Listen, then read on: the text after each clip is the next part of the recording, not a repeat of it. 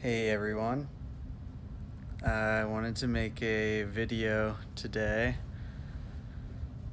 because I've been feeling sad recently and um, I just sat with those feelings for a while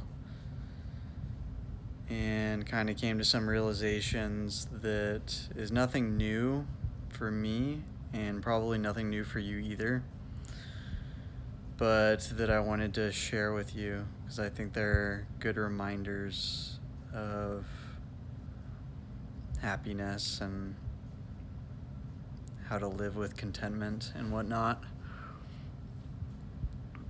So, yeah, like I explained, I've been feeling a little bit down these past couple days.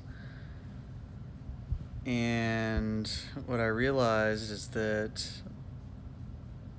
all of this is because I am so attached to outcome. And I'm not detached from outcome. So I continue to set goals in my life and achieve some of them. Some of them don't meet my expectation. But, what I'm realizing slowly is that it really doesn't matter whether, or that it's much less important that an outcome is achieved. What matters is the realization that there's an ability, excuse me, an ability to live outside of suffering and contentment entirely. And so I'm still trying to figure out what this means, but perhaps I can explain further that really all of these experiences that we experience, they're either pleasant or unpleasant. Rather, these experiences, we ascribe meaning to them as unpleasant, as being unpleasant or unpleasant. And really, all of these experiences, all these feelings that we're feeling, they're just neutral. Pain and happiness, pain and pleasure are just something we're ascribing to the feeling. And that it is possible to live outside of pain and suffering and pleasure entirely. And that's, I guess, the goal.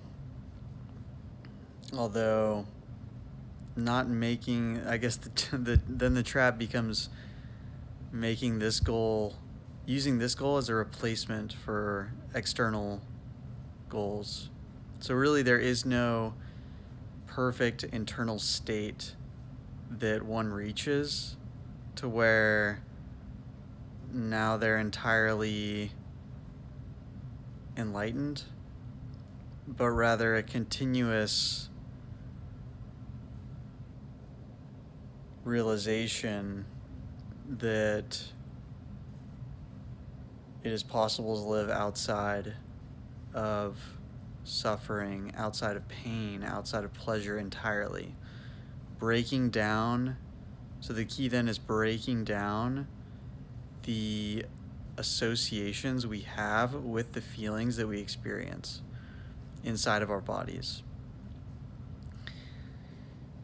And this is something I've known for a long time, but knowing it and really embodying it and experiencing it are two completely different things. So you can listen to this video. I can talk all I want about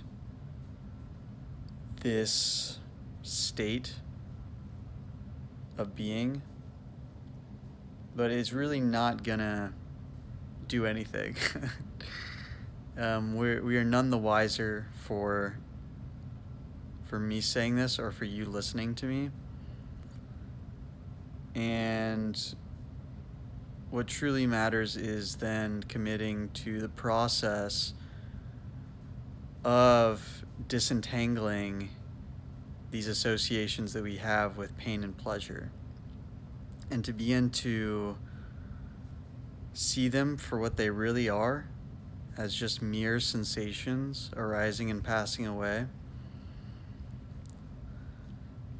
and to remain detached from feeling pleasure, from feeling pain. Although it feels as if these two feelings are the most real thing that you can possibly experience, there's something beyond just those two experiences. And I'm having a difficult time describing it. And I feel like my whole life I'll have a difficult time describing it. And I think that's why a lot of these meditative instructions are just pointing out instructions. Like, I can only point to what I'm talking about. I can never, like, even give it to myself, give this experience to myself, or give it to someone else.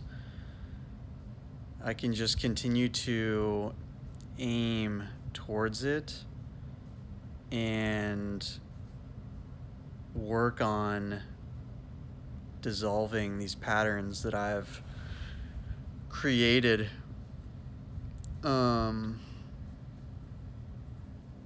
inside of me. These patterns that have been also taught to me and given to me through ancestry, through culture. And yeah, it's kind of scary to begin to think in this way, because it's not what's told, what's taught. We're taught that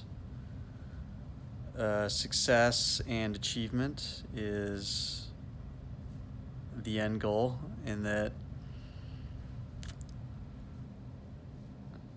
these attachments to outcome, or the realizations of these outcomes, is what matters most. And I'm just coming to a different perspective, in that whatever the outcome is, I can't control it. Like, I really have no control over the outcome. And what I have control over is my behavior, committing to a process, and the way I perceive the sensations on my body, the way I perceive good and bad, pain and pleasure, that it's all my interpretation of what is. Like, I really think, the saying, "It is what it is," like, it's a very wise saying. Look at my hair, it's so janky right now. Yeah, so again, just to recap, thanks for listening. Yeah, I've been feeling sad, and I've realized that a lot of this sadness is rooted in the fact that I've placed so much importance on certain outcomes in my life and things wanting to go my way. And when things don't go my way, that I become unhappy. And this cycle is just an endless cycle of pure suffering. And so the key then is to, for me, the work lies in trusting the process, surrendering to reality and to God and to the universe, that everything will go just as it should, that I'm learning lessons along the way, and yeah, just really loving my experience as it is right now in this moment, without anything added, without anything taken away.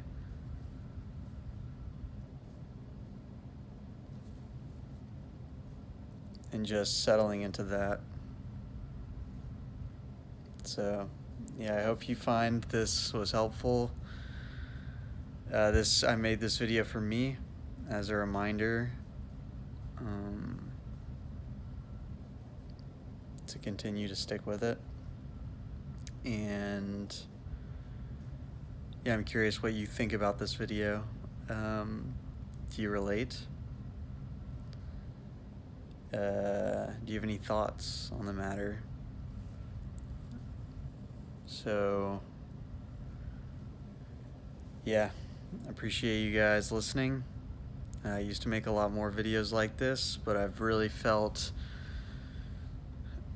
just internal and wanting to be by myself and be with friends and family and not share too much about my life.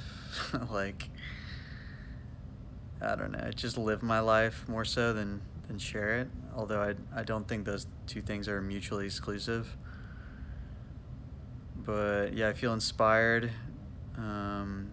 after feeling these feelings and beginning to come out of them in a relatively short period of time, that perhaps that can inspire you as well to look inward and begin to dissolve these patterns that might not be serving us. That my hair?